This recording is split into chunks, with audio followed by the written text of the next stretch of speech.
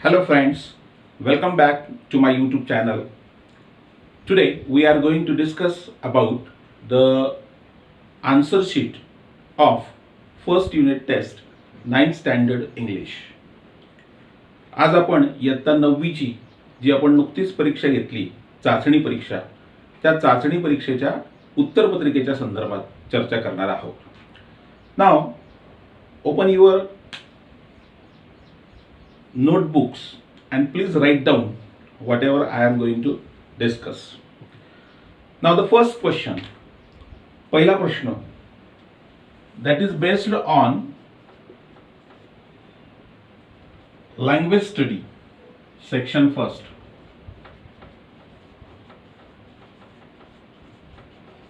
Language स्टडीवर आपला आधारित पहिला प्रश्न होता, डू ॲज डायरेक्टेड. त्याच्यामध्ये 5 प्रकारच्या ऍक्टिव्हिटीज होत्या आणि तो प्रश्न होता 5 मार्कांना. पहिला प्रश्न काय होता बघा, complete the following words by using correct letters. आपल्याला काही शब्द दिले होते, जसा की या ठिकाणी एक शब्द दिला होता आणि तिथे एक रिकामी जागा होती. One missing letter we have to put there. दुसरा एक शब्द होता आणि इथे सेकंड नंबरचं जे लेटर होतं ते मिसिंग होतं. आता इथे आपल्याला 1 मार्कांसाठी हा प्रश्न होता. इथे WO इथे R टाकला की वर्ड शब्द तयार होतो, जो मिनिंगफुल शब्द आहे, आपल्याला अर्धा मार्क मिळेल. दुसरा F-NY तर इथे यू फनी हा मिनिंगफुल शब्द तयार होतो. तर लँग्वेज स्टडी मधला हा पहिला प्रश्न होता. त्यानंतर दुसरा प्रश्न आपल्याला अल्फाबेटिकल ऑर्डर्स प्रमाणे लावायला सांगितले होते. 4 शब्द होते बघा. त्या ठिकाणी मोशनलेस,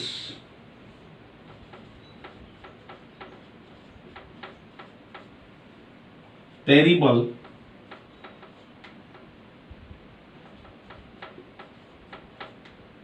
थर्ड होता अँकर्ड,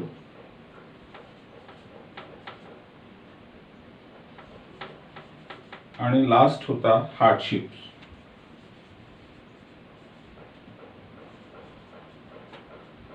आता हे 4 शब्द आपल्याला अल्फाबेटिकल ऑर्डर प्रमाणे लावायला सांगितले होते बघा. Motion begins with M, terrible begins with T, anchored begins with A आणि हार्डशिप बिगिन्स विथ H. आपल्याला या पहिल्या लेटरचा या ठिकाणी विचार करायचा होता. या ठिकाणी A हा पहिल्या क्रमांकाला आला असता.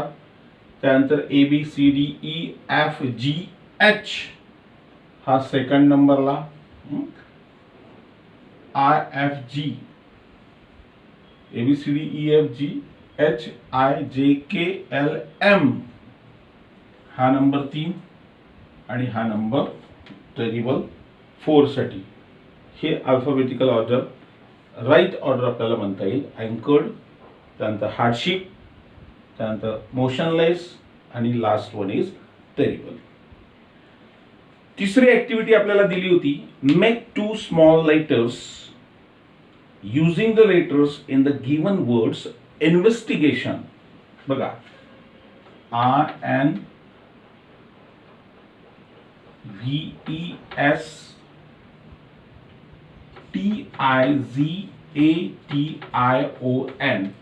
इन्व्हेस्टिगेशन या शब्दामध्ये आलेले स्पेलिंग यूज करून आपल्याला 2 युजफुल वर्ड तयार करायचे होते बघा. आपण आता वेगवेगळ्या प्रकारे मिनिमम 3 लेटर्स तिथे महत्वाचे होते. जसं इन जर लिहाल तुम्ही IN तर दॅट इज रॉंग, कारण आपल्याला मिनिमम काय पाहिजे, 3 लेटर्स पाहिजे.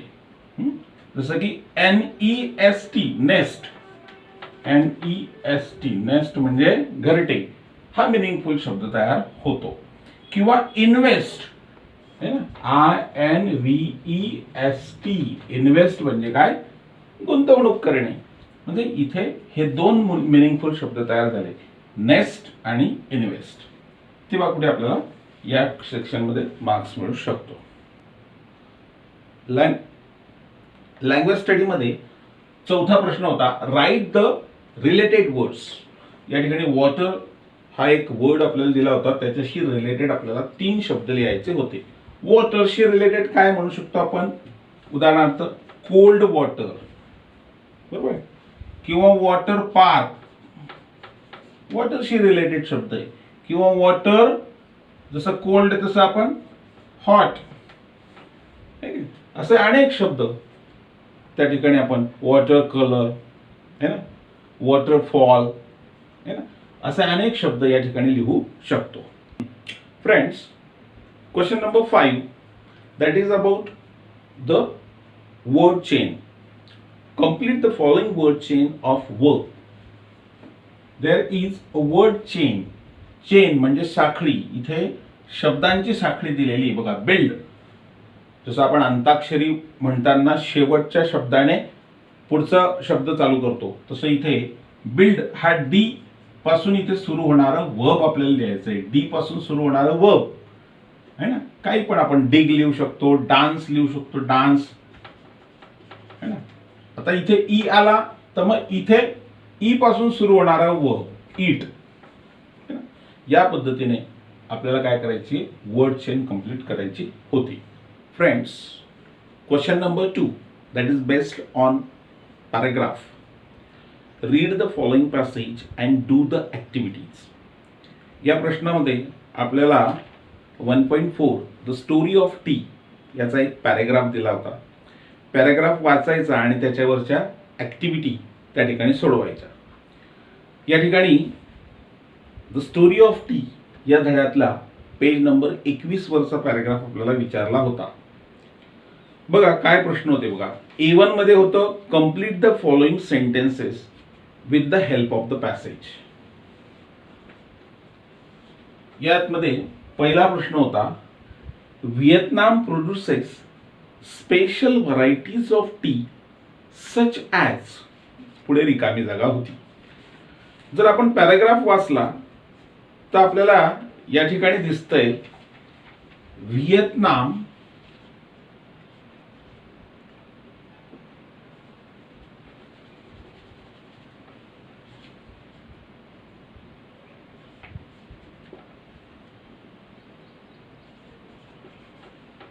produces special varieties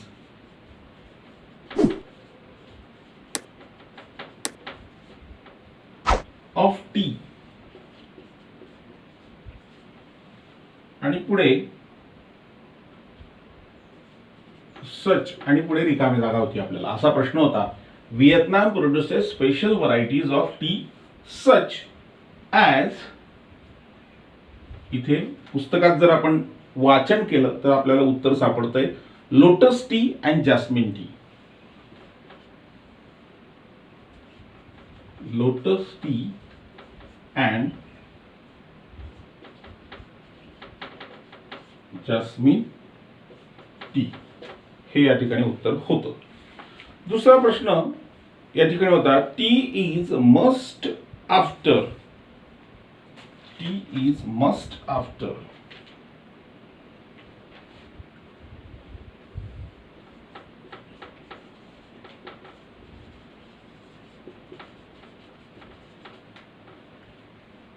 A plate of spicy snacks specially in the morning and evening. बघा या ठिकाणी आपल्याला अगदी 21 पेजच्या खालच्या पॅराग्राफच्या शेवटच्या 2-3 ओळी बघितल्या तर तिथे उत्तर सापडतं the tea is must after a plate of spicy snacks specially in the morning and इव्हनिंग्स.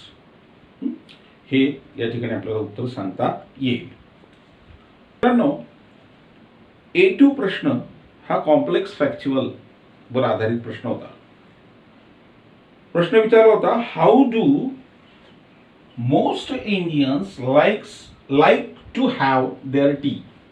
How do most Indians like to have their tea? म्हणजे भारतीयांना त्यांचा चहा कसा हवा असतो. कॉम्प्लेक्स फॅक्च्युअल याचं उत्तर आपल्याला 4 ते 5 ओळीमध्ये लिहावं लागणार होतं. 2 मार्कांसाठी हा प्रश्न होता. आपण पॅराग्राफचं नीट निरीक्षण केलं तर पेज नंबर 21 वरच्या खालच्या पॅराग्राफमध्ये आपल्याला याचं उत्तर मिळतं.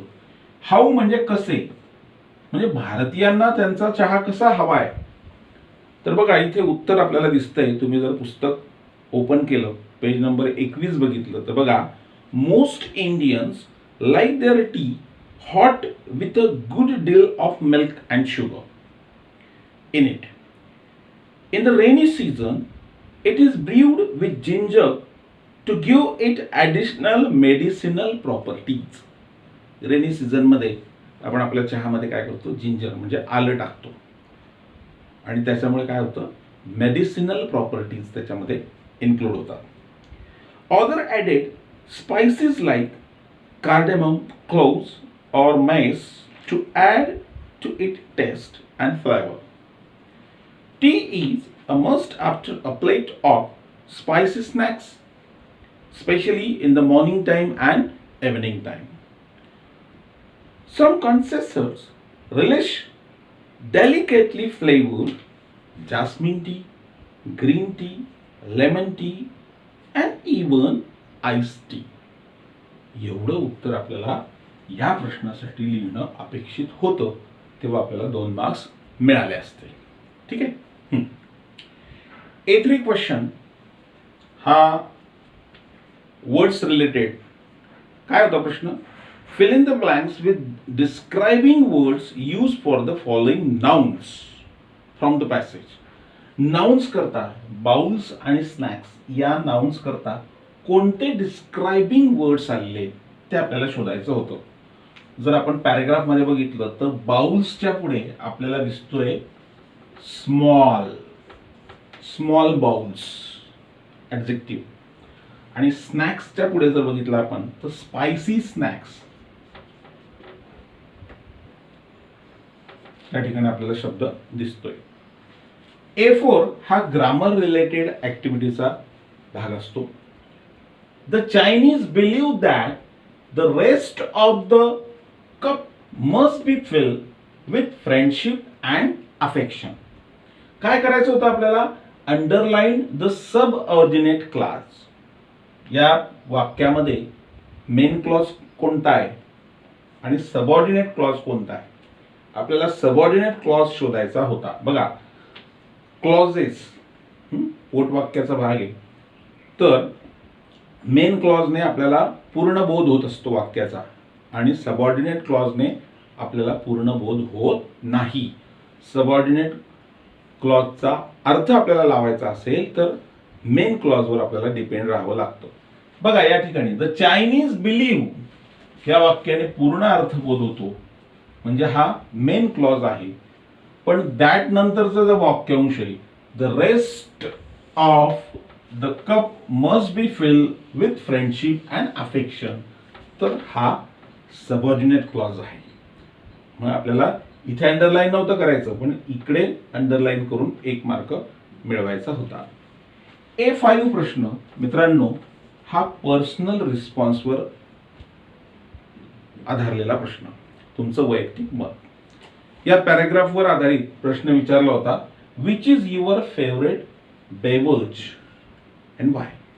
बेवर्ज म्हणजे पेय, तुमचं फेवरेट बेवर्ज कोणतं आहे. There are various kinds of beverages in the market like tea, coffee, fruit juice, milkshake, ह्या असे beverages आहे. So which one is your favourite. 2-3 ओळीमध्ये आपल्याला या 2 प्रश्नांची उत्तर लिहायचे होते.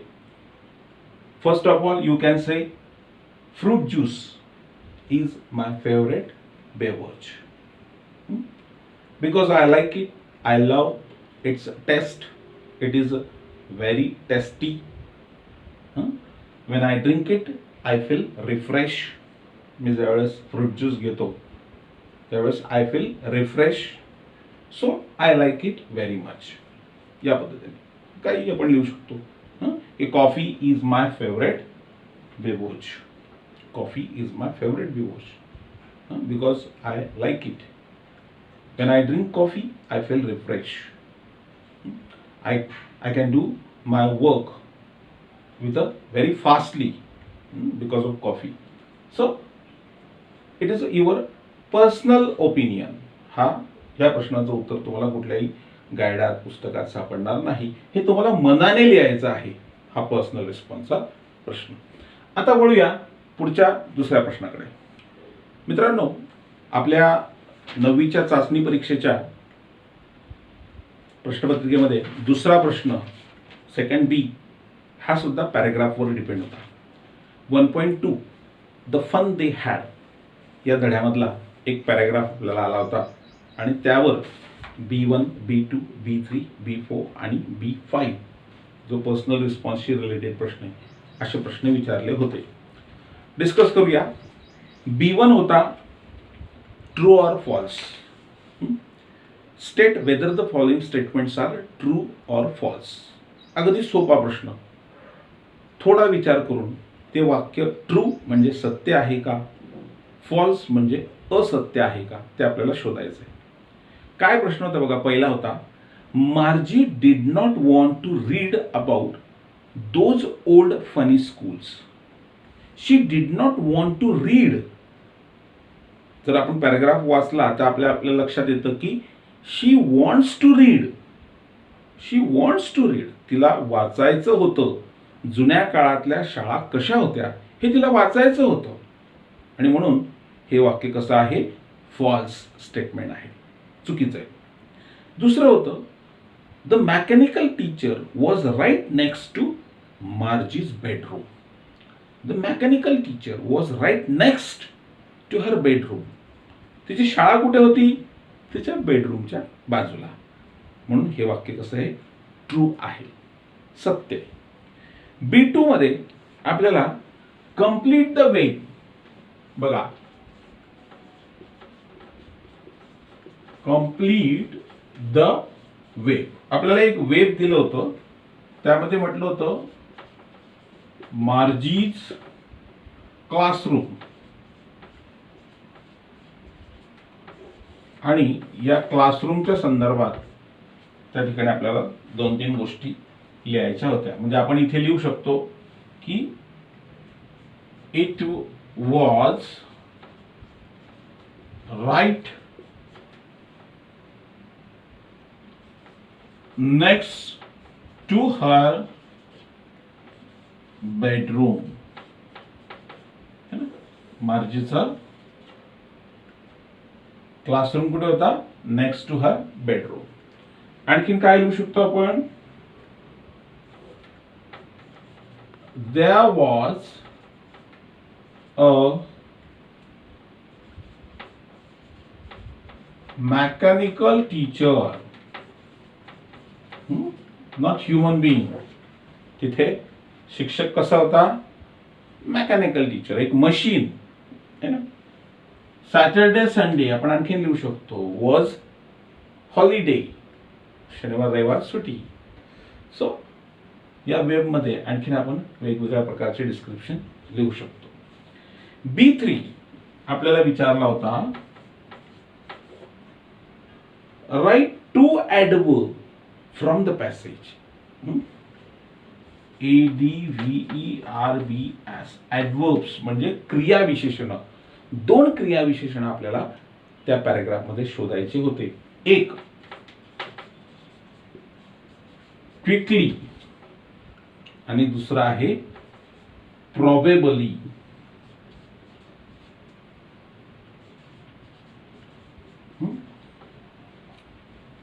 त्यानंतर जो B4 प्रश्न आहे बघा मित्रांनो, तो ग्रामॅटिकल बेसवर आधारलेला प्रश्न आहे. B4 मध्ये त्या ठिकाणी B4 मध्ये तुम्हाला विचारलं होतं, she wanted to read about those funny schools. She wanted to read about those funny schools. आणि कंसामध्ये म्हटलं होतं की underline the infinitive verb. Infinitive verb जर आपण शोध घेतला तर इथे टू रीड हे इन्फिनिटिव्ह वर्ब आहे. शेवटचा पर्सनल रिस्पॉन्सवर डिपेंड असलेला प्रश्न आपल्याला विचारला होता, do you have fun playing video or mobile games? Which games do you play? सोपा प्रश्न होता. डू ने विचारलेला प्रश्न आहे, म्हणजे याचं उत्तर आपल्याला यस किंवा नो मध्ये द्यायचं होतं. Yes, I have a fun while playing video games or mobile games. Yeah. So which one is your favorite? You can say car racing is my favorite game. Angry Birds is my favorite games. Yeah. या पद्धतीने या ठिकाणी आपण question number 2B चं discuss केलेलं आहे. मित्रांनो, आतापर्यंत आपण 15 मार्कांवर डिस्कशन केलेलं आहे आपल्या फर्स्ट युनिट टेस्टच्या क्वेश्चन पेपर बद्दल. आता आपण शेवटचा क्वेश्चन नंबर 3 हा पोएट्री सेक्शनवर डिपेंड असलेला प्रश्न त्याच्यावर डिस्कस करू. आपल्याला एक एक्स्ट्रॅक्ट, एक स्टांजा दिला होता. Read the stanza, read the extract and do the following activities असा प्रश्न होता. आपल्याला जी आपली 1.1 कविता आहे, वॉक अ लिटिल स्लो, या कवितेवरचा पॅराग्राफ दिला होता. पहिला A1 ॲक्टिव्हिटी होती, ती पण आपल्याला state whether the following statements are true or false या संदर्भातली होती. The father is the speaker of the poem, असं पहिलं वाक्य होतं. The father is the speaker of the poem. Is it true or false? Father speaker आहे का? कवितेमध्ये बोलणारी व्यक्ती कोण आहे? फादर आहे का चाइल्ड आहे? अर्थातच चाइल्ड आहे, है ना, कारण मुलगाच म्हणतोय walk a little slow daddy, walk a little slow, है ना. वडिलांना मुलगा काय म्हणतोय? Walk a little slow. म्हणजे स्पीकर कोण आहे? चाइल्ड आहे. म्हणजेच हे वाक्य काय आहे? फॉल्स, असत्य आहे. दुसरं वाक्य त्या ठिकाणी बघा. The child is following in its father's footsteps. The child is following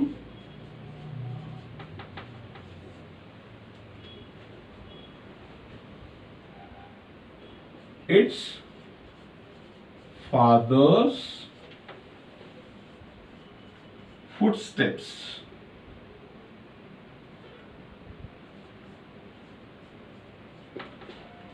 मुलगा काय करतोय? वडिलांच्या पावलांवर पाऊल ठेवतोय. हे वाक्य फॉल्स आहे का ट्रू? तर हे वाक्य ट्रू आहे. मित्रांनो, आपल्याला A2 प्रश्न विचारला होता. What would happen if the child tried to walk fast and why? जर मुलगा वेगाने चालायला लागला तर काय होईल? त्याचं उत्तर असं होतं, if the child tried to walk fast, if the child tried to walk fast, he or she will not able to understand the action of father, because he or she is very little. So he or she couldn't understand the action of father, so he may be fall. The son or the daughter may be fall if the child tried to walk fast. जर मुलगा किंवा मुलगी वडिलांच्या मागे जोराने धावायला लागला तर काय होईल? तो पडण्याची शक्यता आहे. शेवटचा प्रश्न आपल्या संपूर्ण प्रश्नपत्रिकेमध्ये A3. Pick out the rhyming pairs from the stanza. यमक जुळणाऱ्या ज्या काही पेयर्स होत्या त्या आपल्याला शोधून लिहायच्या होत्या. 2 पेयर्स या ठिकाणी आपल्याला सांगितल्या होत्या A3 मध्ये. तर आपण जर बघितल्या तर पहिली होती स्मॉल, त्याला होती फॉल, आणि दुसरा आहे सी, त्याची पेयर आहे मी. तर मित्रांनो, या पद्धतीने या ठिकाणी आपण आपल्या इयत्ता 9वीच्या फर्स्ट युनिट टेस्टच्या क्वेश्चन पेपरच्या संदर्भात डिस्कशन केलेलं आहे. पहिला टेस्ट पेपर होता, त्यामुळे अर्थातच याच्याबद्दल डिस्कशन महत्त्वाचं होतं, म्हणून या ठिकाणी तुम्हाला हे डिस्कशन केलेलं आहे. पुढच्या काळामध्ये हा तरी आपला 20 मार्कांचा पेपर होता, परंतु पुढच्या महिन्यामध्ये आपली त्या ठिकाणी फर्स्ट सेमिस्टरची एक्झाम होणार आहे. प्रथम सत्राची परीक्षा होणार आहे. त्याच्यामध्ये 80 मार्कांचा पेपर असेल. त्याचा फॉर्मॅटसुद्धा तुम्हाला त्या ठिकाणी सांगितला जाणार आहे. तर तोपर्यंत मात्र दररोजचे जे काही व्हिडिओ आहेत ते तुम्ही काळजीपूर्वक बघायचे, काळजीपूर्वक अभ्यास करायचा आहे. अजून तुम्ही माझ्या चॅनलला जर सबस्क्राईब केलं नसेल तर या ठिकाणी माझ्या चॅनलला सबस्क्राईब करा, ज्यामुळे काय होईल, माझा कुठलाच व्हिडिओ तुमचा मिस होणार नाही. मित्रांनो, या ठिकाणी आपण थांबतोय. पुन्हा भेटूया पुढच्या व्हिडिओमध्ये. तोपर्यंत काळजी घ्या. Stay home, stay safe. Thank you.